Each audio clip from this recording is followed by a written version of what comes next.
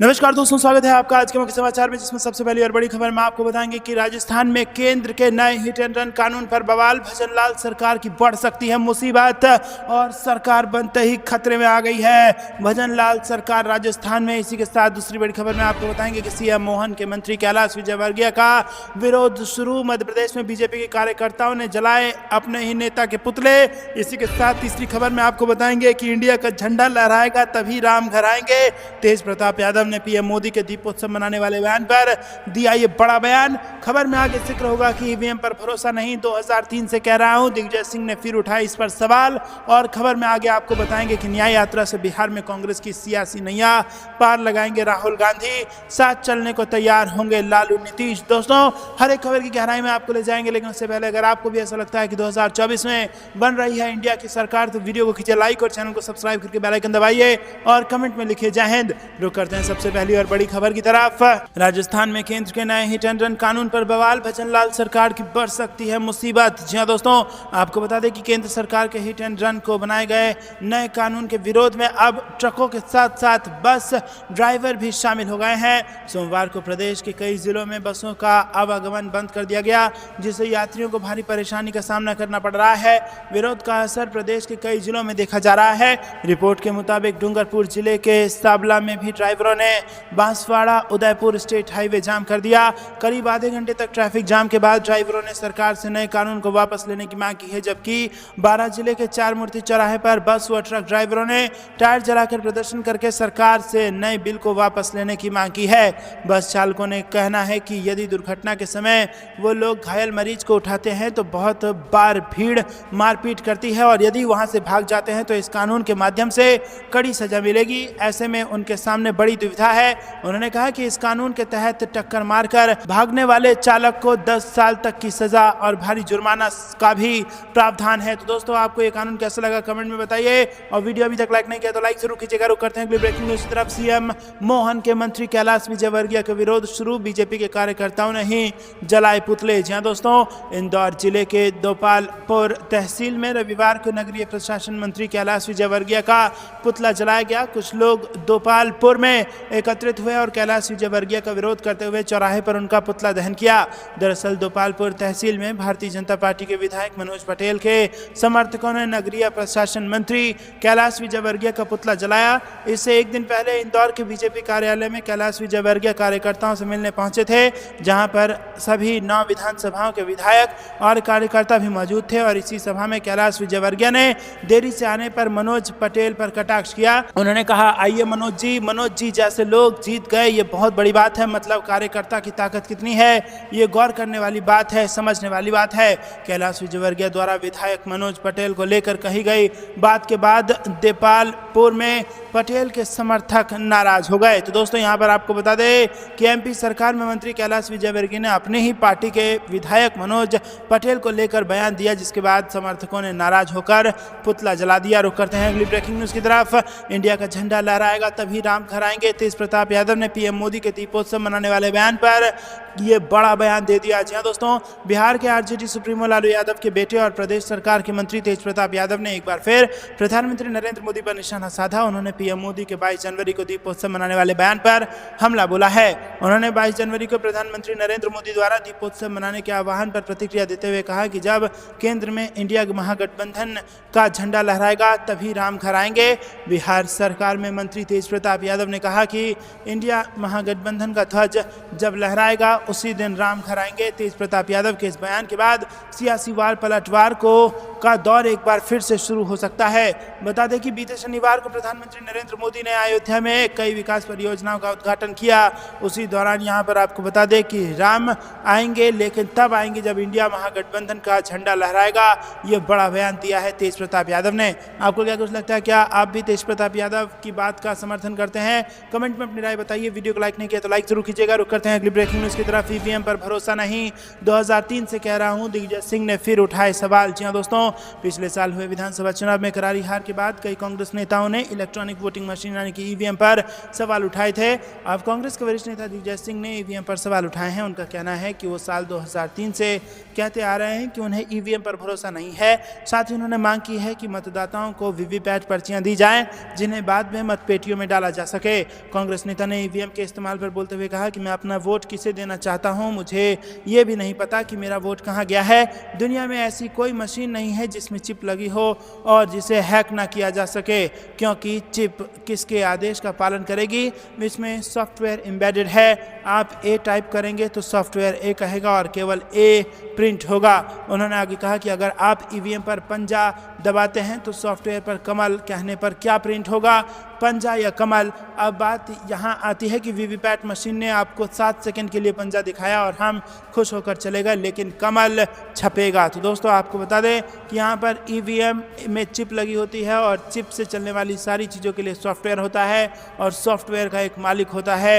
ये बोलते आए हैं यहाँ पर लगातार दिग्विजय सिंह, और उन्होंने इसीलिए कहा है कि जो ईवीएम के चिप को सिखाया जाएगा ईवीएम वही करेगा, और इसीलिए ईवीएम हैक भी हो सकता है।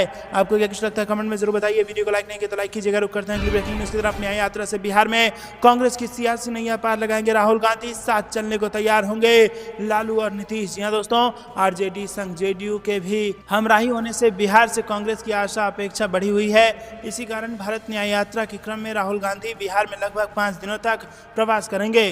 फरवरी के पहले सप्ताह में ये बिहार आ सकते हैं। यद्यपि आपको बता दें कि आधिकारिक रूप से घोषणा नहीं हुई है, लेकिन प्रदेश कांग्रेस के अंदर खाने इसकी रूपरेखा खींची जा रही है।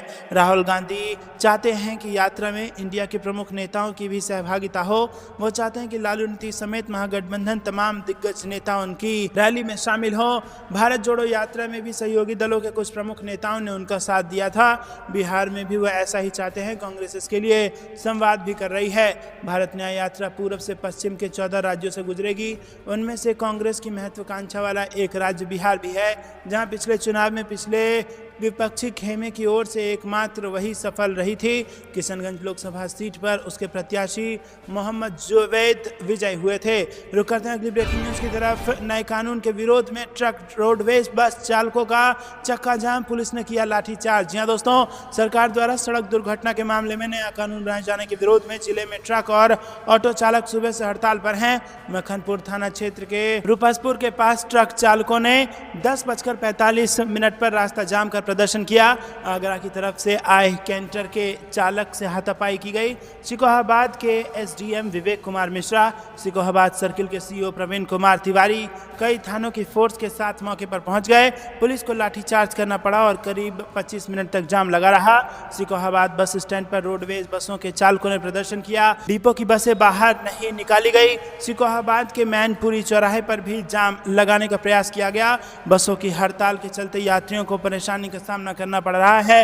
वहीं टुंडला में भी एसडीएम को ज्ञापन दिया गया। दोस्तों आपको क्या कुछ लगता है कमेंट में जरूर बताइए। वीडियो को लाइक नहीं किया तो लाइक जरूर कीजिएगा। रुक करते हैं ब्रेकिंग न्यूज़ की तरफ। लखनऊ में कांग्रेस की यूपी छोड़ो यात्रा के भव्य स्वागत की तैयारी, और इस तारीख को पहुंचेगी बख्शी तालाब। जी हां दोस्तों, कांग्रेस ने लखनऊ में यूपी जोड़ो यात्रा के भव्य स्वागत की तैयारी शुरू कर दी है। प्रदेश अध्यक्ष अजय राय की अगुवाई में चल रही ये यात्रा आगामी 4 जनवरी की शाम को लखनऊ में बख्शी का तालाब पहुंचेगी। 6 जनवरी को शहीद स्मारक पहुंचकर राजनीतिक संकल्प लेने के बाद यात्रा समाप्त होगी। रविवार को प्रदेश कांग्रेस मुख्यालय में आयोजित बैठक में यात्रा के भव्य स्वागत की तैयारियों पर विचार विमर्श किया गया। बताया गया कि यात्रा 4 जनवरी को सीतापुर से चलकर बख्शी का तालाब पहुंचेगी, जहां मिलन गेस्ट हाउस में रात्रि विश्राम होगा। अगले दिन 5 जनवरी को यात्रा अपने निर्धारित मार्ग पर चलकर विभिन्न मार्गों से होते हुए राजधानी लखनऊ में पहुंचेगी, जहां आरके पैलेस रकाबगंज में रात्रि विश्राम होगा। फिर 6 जनवरी को पदयात्रा अपने पूर्व निर्धारित रूट के अनुसार चलते हुए दोपहर 2 बजे शहीद स्मारक पहुंचेगी, जहां नववर्ष का राजनीतिक संकल्प लिया जाएगा। रविवार को पार्टी प्रदेश मुख्यालय पर हुई बैठक में यात्रा के स्वागत की तैयारी को लेकर रणनीति बनाई गई। रुक करते हैं अगली ब्रेकिंग न्यूज़ की तरफ। 290 पर अकेले और 100 पर गठबंधन के साथ कांग्रेस की रणनीति हुई तैयार। लोकसभा चुनाव के लिए मेगा प्लान तैयार। जी हां दोस्तों, आगामी लोकसभा चुनाव की तैयारियों को लेकर कांग्रेस पार्टी में बैठकों का दौर शुरू हो गया है और इस दौरान कांग्रेस की गठबंधन समिति की आंतरिक बैठक की गई, जिसमें पार्टी ने मजबूत 290 सीटों पर अकेले चुनाव लड़ने का फैसला किया है। साथ ही इन सीटों पर उम्मीदवारों के चयन को लेकर प्रक्रिया शुरू करने की सलाह दी गई है। पार्टी के आंतरिक सूत्रों के मुताबिक पार्टी के देश भर में कांग्रेस की परंपरागत मजबूत सीटों पर उम्मीदवार चयन करने की प्रक्रिया शुरू कर दी है। कांग्रेस पार्टी लगभग 290 सीटों पर अकेले चुनाव लड़ना चाहती है, जबकि लगभग 100 सीटें सहयोगी दलों के साथ लड़ना चाहती है। कांग्रेस पार्टी इस उम्मीद में है कि गठबंधन में उसे करीब 100 सीटें मिलेंगी, यानी कि कांग्रेस पार्टी कुल 390 सीटों पर चुनाव लड़ने की रणनीति बना रही है। 290 परंपरागत सीटों के अलावा बाकी सीटों पर भी उम्मीदवार चयन में तेजी लाने पर काम शुरू किया गया है। वहीं पूर्वोत्तर के लगभग सभी राज्यों और केंद्र शासित प्रदेशों में केंद्र अकेले चुनाव लड़ेगी। कांग्रेस 10 राज्यों में अकेले अपने दम पर, जबकि 9 राज्यों में गठबंधन में लड़ने की रणनीति बना रही है। जहां दोस्तों गुजरात, हरियाणा, असम, आंध्र प्रदेश, मध्य प्रदेश, तेलंगाना, हिमाचल, कर्नाटक, केरल, राजस्थान, छत्तीसगढ़, उत्तराखंड और उड़ीसा में अकेले दम पर चुनाव लड़ने की रणनीति बनाई जा रही है। आपको क्या कुछ लगता है, किसकी बनेगी कहां सरकार? कमेंट में बताइए। और वीडियो को लाइक नहीं किया तो लाइक जरूर कीजिएगा। रुक करते हैं अगली ब्रेकिंग न्यूज की तरफ। सरकारी भर्तियों में लेट लतीफी को लेकर कांग्रेस ने खोला मोर्चा, कहा प्रदेश में बेरोजगारी युवाओं के लिए सबसे बड़ा श्राप। जी हां दोस्तों, सरकारी भर्तियों में लेट लतीफी को लेकर कांग्रेस के राष्ट्रीय महासचिव और राज्यसभा सदस्य रणदीप सिंह सुरजेवाला ने मोर्चा खोला है। उन्होंने कहा कि प्रदेश में बेरोजगारी युवाओं के लिए सबसे बड़ा श्राप है। 15 से 29 साल के हरियाणा के युवाओं में बेरोजगारी की दर 36.2% है। न सरकारी रोजगार है और न ही निजी क्षेत्र में नौकरियां। सुरजेवाला ने कहा कि पिछले 5 वर्षों में 45 से अधिक पेपर लीक हो गए। यहां तक कि भर्ती आयोग के दफ्तर से भी रिश्वत के करोड़ों रुपए बरामद हुए। कई SIT बनी और कई FIR दर्ज हुए, परंतु ना कोई दोषी पाया गया और ना ही किसी को सजा मिली। स्थिति ये है कि जिन नौकरियों का विज्ञापन निकला, पेपर हुआ, पर साक्षात्कार लिए गए, उन्हें भी भरा नहीं गया। 5 साल के प्रथम और द्वितीय श्रेणी के अफसरों के 1775 पदों पर 963 का ही चयन हुआ। इतना ही नहीं, जो थोड़ी बहुत नौकरियां भरी भी जाती हैं, उनमें भी प्रदेश के बाहर से युवाओं को लाकर नौकरियां दी जा रही हैं। रुक करते हैं अगली ब्रेकिंग न्यूज की तरफ। नए साल पर प्रियंका गांधी का ट्वीट, वर्ल्ड लीडर्स को लगाई फटकार, जरा गाजा के भी भाई बहनों को याद कर लें, नाम से किया ट्वीट। जी हां दोस्तों, आपको बता दें कि देश दुनिया में नए साल का जश्न मनाया जा रहा है। इस बीच कांग्रेस की महासचिव प्रियंका गांधी ने नए साल पर वर्ल्ड लीडर्स को निशाने पर लिया। उन्होंने इजराइल हमास के युद्ध में गाजा पर कार्रवाई का जिक्र किया और पीड़ितों का दर्द याद करने का आग्रह किया। प्रियंका ने कहा कि जरा गाजा के भी भाई बहनों को भी याद कर लें।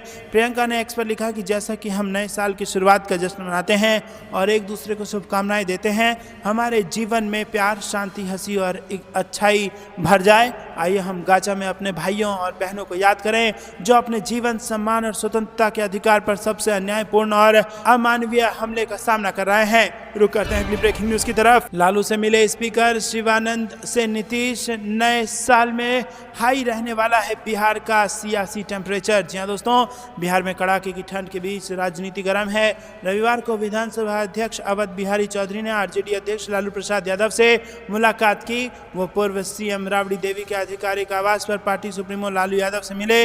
लालू के बड़े बेटे और मंत्री तेज प्रताप यादव भी स्पीकर के साथ पहुंचे थे। तेज प्रताप पटना में अलग घर में रहते हैं। ये मुलाकात ऐसे समय हुई जब राज्य में बड़ा राजनीतिक मंथन चल रहा है। चौधरी खुद RJD नेता हैं। लालू यादव से मुलाकात के बाद चौधरी ने पत्रकारों से बातचीत में कहा कि मैं नए साल की पूर्व संध्या पर शुभकामनाएं देने के लिए लालू जी से मिला था। इसमें कुछ भी राजनीतिक नहीं है। दरअसल राजनीतिक चर्चाएं इसलिए हुई हैं क्योंकि ये घटनाक्रम नीतीश के करीबी राजीव रंजन उर्फ ललन सिंह के राष्ट्रीय अध्यक्ष पद छोड़ने के बाद सामने आया है। शुक्रवार को JDU की राष्ट्रीय कार्यकारिणी की दिल्ली में आयोजित बैठक में मुख्यमंत्री नीतीश कुमार ने JDU के राष्ट्रीय अध्यक्ष के रूप में कार्यभार संभाला है। रुक करते हैं अगली ब्रेकिंग न्यूज की तरफ। मैं भी हिंदू हूं, लेकिन ललन सिंह का दावा, बिहार दिखाएगा मोदी और भाजपा को बाहर का रास्ता। जी हां दोस्तों, आपको बता दें कि JDU के राष्ट्रीय अध्यक्ष पद से इस्तीफा देने के बाद पहली बार अपने संसदीय क्षेत्र मुंगेर के लखीसराय पहुंचे सांसद राजीव रंजन सिंह उर्फ ललन सिंह ने कहा कि धर्म और आस्था प्रदर्शन की वस्तु नहीं। मैं भी हिंदू हूं और धर्म के प्रति मेरी आस्था में गहरी है, लेकिन भाजपा वालों की तरह इसे प्रदर्शित नहीं करता। धर्म और धार्मिक स्थल प्रचार के केंद्र नहीं है। देश भर में लोगों को इसके माध्यम से मुद्दे से भटकाया जा रहा है। मीडिया को आगे करके प्रायोजित खबरों के माध्यम से भ्रम फैलाया जा रहा है। बिहार सरकार के गिरने से लेकर JDU में टूट तक की भविष्यवाणी की जाने लगी जो सच से परे है। रुक करते हैं अगली ब्रेकिंग न्यूज की तरफ। भाजपा की भारत संकल्प यात्रा में मंच पर बैठने को लेकर मारपीट, चली कुर्सियां, वीडियो वायरल। मुरादाबाद से बड़ी खबर। जी दोस्तों, मुरादाबाद में कुंदरकी क्षेत्र के बगरुआ गांव में रविवार को पुलिस की मौजूदगी में भाजपा की भारत संकल्प यात्रा के कार्यक्रम में मंच पर बैठने को लेकर दो पक्षों में कुर्सियां चल गई। इस दौरान मारपीट का एक वीडियो सोशल मीडिया पर वायरल हो रहा है। मारपीट में भाजपा के अल्पसंख्यक मोर्चा के जिला मंत्री जिशान घायल हो गया। वहीं कार्यकर्ताओं ने ग्राम प्रधान पक्ष पर भारत संकल्प यात्रा के कार्यक्रम में बाधा डालने का आरोप लगाते हुए पुलिस को तहरीर देकर कार्रवाई की मांग की। पुलिस ने भाजपा नेता जिशान के पिता की तहरीर पर ग्राम प्रधान सहित 9 लोगों के खिलाफ मुकदमा दर्ज कर मामले की जांच शुरू कर दी है। रुक करते हैं अगली ब्रेकिंग न्यूज की तरफ। ये विकास नहीं डकैती है। महाराष्ट्र से सब गुजरात भेजा जा रहा है। बेईमान मुख्यमंत्री और 2 उप मुख्यमंत्री सब देख रहे हैं। संजय राउत ने मोदी सरकार पर किया हमला। जी हां दोस्तों, शिवसेना यूबीटी नेता संजय राउत ने सोमवार को गुजरात में हो रहे विकास कार्य को लेकर केंद्र की नरेंद्र मोदी सरकार पर हमला बोला और आलोचना करते हुए कहा कि ये विकास नहीं बल्कि डकैती है। समाचार एजेंसी के अनुसार राज्यसभा सांसद राउत ने पीएम मोदी पर हमला करते हुए कहा कि मैं केवल इतना कहूंगा कि पूरा देश एक है, विकास पूरे देश के लिए होना चाहिए। वो पूरे देश के प्रधानमंत्री हैं, लेकिन जिस तरह से महाराष्ट्र और कई अन्य राज्यों से बड़ी परियोजनाएं गुजरात में लागू की जा रही हैं उसे विकास नहीं बल्कि डकैती कहते हैं। उन्होंने कहा कि महाराष्ट्र का डायमंड मार्केट गुजरात चला गया, वेदांता का प्रोजेक्ट भी गुजरात चला गया और हमारी गरीब सरकार के बेईमान मुख्यमंत्री और 2 उप मुख्यमंत्री खुली आंखों से सब देख रहे हैं। संजय राउत ने आगे आरोप लगाते हुए कहा कि मोदी सरकार महाराष्ट्र को कमजोर करना चाहती है, उनको मुंबई को कमजोर करना है, इसीलिए वो यहाँ की संपत्ति को गुजरात ले जा रहे हैं, ठीक वैसे ही जैसा कि ईस्ट इंडिया कंपनी किया करती थी। दोस्तों, आपको क्या कुछ लगता है कमेंट में जरूर बताइए। रुक करते हैं अगली ब्रेकिंग न्यूज की तरफ, लेकिन उससे पहले वीडियो को लाइक नहीं किया तो लाइक जरूर कीजिएगा। दोस्तों, आपको बता दें कि हेमंत सोरेन की जगह सीएम बन सकती है कल्पना सोरेन। ईडी की कार्रवाई की आशंका के बीच विकल्प तलाश रही है सरकार। जी हां दोस्तों, मुख्यमंत्री हेमंत सोरेन के खिलाफ प्रवर्तन निदेशालय की कार्रवाई की आशंका के बीच झारखंड मुक्ति मोर्चा, कांग्रेस, आरजेडी गठबंधन सरकार ने वैकल्पिक रास्ते की तलाश शुरू कर दी है। जमीन घोटाला मामले में ईडी ने झारखंड के मुख्यमंत्री सह झारखंड मुक्ति मोर्चा के कार्यकारी अध्यक्ष हेमंत सोरेन को पूछताछ के लिए 6 बार समन जारी किया, लेकिन हेमंत सोरेन ईडी के क्षेत्रीय कार्यालय में पूछताछ के लिए हाजिर नहीं हुए। इसके बाद 7वां समन जारी करते हुए 29 दिसंबर को मुख्यमंत्री से कहा गया कि केंद्रीय एजेंसी को उनसे पूछताछ करना है, वो बताएं कि कब और कहां उपलब्ध रहेंगे। ईडी ने उन्हें 2 दिन का वक्त दिया था। वक्त बीत जाने के बाद ही हेमंत सोरेन की ओर से ईडी को कोई जवाब नहीं दिया गया और इस बीच गिरिडीह जिले के गांडे विधानसभा से निर्वाचित विधायक डॉक्टर सरफराज अहमद ने विधानसभा की सदस्यता से इस्तीफा दे दिया। रुक करते हैं अगली ब्रेकिंग न्यूज की तरफ। उत्तर प्रदेश से बड़ी खबर, प्रियंका गांधी यूपी से लड़ेंगे चुनाव, कांग्रेस प्रभारी अविनाश पांडे ने दिया इसको लेकर बड़ा जवाब। जी हां दोस्तों, कांग्रेस लोकसभा चुनाव की तैयारी में पूरी चीज जान से जुट गई है। 2 दिन शनिवार रविवार को इंडिया गठबंधन के सीटों के बंटवारे को लेकर पार्टी में मंथन हुआ, तो वहीं यूपी में सीट शेयरिंग को लेकर भी चर्चा की गई। इस बीच एक बार फिर से ये प्रियंका गांधी के यूपी से चुनाव लड़ने की खबरें सुर्खियों में है। माना जा रहा है कि वो यहां से लोकसभा चुनाव लड़ सकती है, जिस पर यूपी के प्रभारी ने जवाब दिया है। दोस्तों, आपको क्या कुछ लगता है, क्या उनको लड़ना चाहिए चुनाव? कमेंट में जरूर बताइए। रुक करते हैं अगली ब्रेकिंग न्यूज की तरफ। महागठबंधन में सीटों का formula final, JDU, RJD, Congress और लेफ्ट का हिस्सा तय। जी हां दोस्तों, बिहार में नीतीश कुमार की कांग्रेस से नाराजगी की खबरों के बीच महागठबंधन की राजनीति के लिहाज से बड़ी खबर सामने आ रही है। बताया जा रहा है कि नीतीश कुमार और लालू यादव ने आपस में लोकसभा चुनाव को लेकर तालमेल सेट कर लिया है और मिली जानकारी के अनुसार बिहार में महागठबंधन के बीच सीटों के बंटवारे का फार्मूला तैयार हो चुका है। मिली जानकारी के अनुसार बिहार में कुल 40 लोकसभा सीटें हैं, जिसमें जेडीयू 17 सीटों और आरजेडी भी 17 सीटों पर चुनाव लड़ेगी। बाकी बची 6 सीटों में 5 कांग्रेस और 1 सीट वाम दल को मिल सकता है, लेकिन यहाँ ये भी बताया जा रहा है कि ये तय कांग्रेस को करना है कि कांग्रेस अपने पास कितनी सीटें रखती है और वाम दलों को कितने पर राजी कर पाती है। दोस्तों, सूत्रों से मिली जानकारी के मुताबिक जेडीयू आरजेडी ने अपनी सीटों के बंटवारे की जानकारी कांग्रेस आला कमान को दे दी है। आपको क्या कुछ लगता है, क्या इंडिया गठबंधन बीजेपी को सत्ता से हटा पाएगी? कमेंट में बताइए। वीडियो लाइक कीजिए। रुक करते हैं अगली ब्रेकिंग न्यूज की तरफ। 2024 का सियासी कैलेंडर फिर चलेगा मोदी मैजिक या कांग्रेस करेगी करिश्मा? पूर्वोत्तर से दक्षिण तक छिड़ेगा चुनावी संग्राम। जी दोस्तों, 2024 में लोकसभा चुनाव होना है, जिस पर सभी की निगाहें लगी हैं। बीजेपी से मुकाबला करने के लिए कांग्रेस ने तमाम विपक्षी दलों के साथ मिलकर इंडिया गठबंधन रख रखा है। पीएम मोदी के अगुवाई में बीजेपी लगातार तीसरी बार सत्ता में काबिज होने की लड़ाई लड़ रही है। तो दोस्तों आपको क्या कुछ लगता है, क्या मोदी सरकार हैट्रिक मार पाएगी या फिर कांग्रेस करेगी करिश्मा? कमेंट में बताइए। वीडियो अभी तक लाइक नहीं किया तो लाइक जरूर कीजिएगा। दोस्तों रुक करते हैं अगली ब्रेकिंग न्यूज की तरफ। राम मंदिर को लेकर शिवपाल यादव ने कर दी बड़ी मांग, बोले विधानसभा अध्यक्ष सभी यहां आए। जी दोस्तों, समाजवादी पार्टी के राष्ट्रीय महासचिव शिवपाल सिंह यादव का कहना है कि जब पूरी दुनिया से लोग अयोध्या में बन रहे भगवान राम के भव्य मंदिर के प्राण प्रतिष्ठा समारोह में पहुंच रहे हैं, तो उत्तर प्रदेश के विधानसभा अध्यक्ष को भी चाहिए कि वो अपने सभी विधायकों को लेकर अयोध्या चलें। उन्होंने आरोप लगाया कि भाजपा भगवान राम की महिमा को सीमित करने में लगी है। रुक करते हैं अगली ब्रेकिंग न्यूज की तरफ। नए साल पर अखिलेश यादव ने जिला और महानगर अध्यक्षों को सौंपा खास काम, वोटर लिस्ट लेकर घर घर जाएंगे कार्यकर्ता। जी हाँ दोस्तों, समाजवादी पार्टी अब नए साल में वोटर लिस्ट को दुरुस्त करने पर जोर देगी। उसकी कोशिश है कि किसी तरह उसके समर्थक वोटरों के नाम लिस्ट से हट न जाएं। इसके लिए पार्टी अध्यक्ष अखिलेश यादव ने घर घर जाकर वोटर लिस्ट का मिलान कर सत्यापन करने का निर्देश दिया है। सपा प्रदेश अध्यक्ष नरेश उत्तम ने सभी जिला और महानगर अध्यक्षों से कहा है कि वह अक्टूबर 2023 में प्रकाशित अंतिम वोटर लिस्ट लेकर यह सुनिश्चित करे कि उसमें उनके समर्थक वोटरों के नाम हैं या नहीं। कहा गया है कि 27 अक्टूबर से 9 दिसंबर के बीच चले विशेष अभियान में जो नाम जोड़े गए, काटे गए और संशोधित किए गए नामों का घर घर जाकर सत्यापन करवा लें। दोस्तों रुक करते हैं अगली ब्रेकिंग न्यूज़ की तरफ। देश के लिए जेल जाने को तैयार रहें, नेशनल काउंसिल की मीटिंग में बोले अरविंद केजरीवाल। जी दोस्तों, दिल्ली के मुख्यमंत्री अरविंद केजरीवाल ने रविवार को पार्टी के नेशनल एग्जीक्यूटिव और 12वीं नेशनल काउंसिल की बैठक की अध्यक्षता की और उन्होंने यहाँ जोर देकर कहा कि आम आदमी पार्टी ने अपनी जन केंद्रित और कार्य केंद्रित राजनीति के माध्यम से जनता के बीच लोकप्रियता और स्वीकार्यता हासिल की है। उन्होंने कहा कि पार्टी कार्यकर्ताओं को जनता की भलाई के लिए हमने जो रास्ता चुना है उसके लिए जेल जाने के लिए तैयार रहना चाहिए। दोस्तों आपको क्या कुछ लगता है जरूर बताइए और वीडियो को लाइक करके समर्थन दर्ज कराइए। ये थी दिन भर की सारी जरूरी और बड़ी खबरें। अंत तक बने रहने के लिए बहुत बहुत धन्यवाद। जाने से पहले वीडियो लाइक नहीं किया तो लाइक जरूर कीजिएगा। अभी के लिए इतना ही। जय हिंद, जय भारत।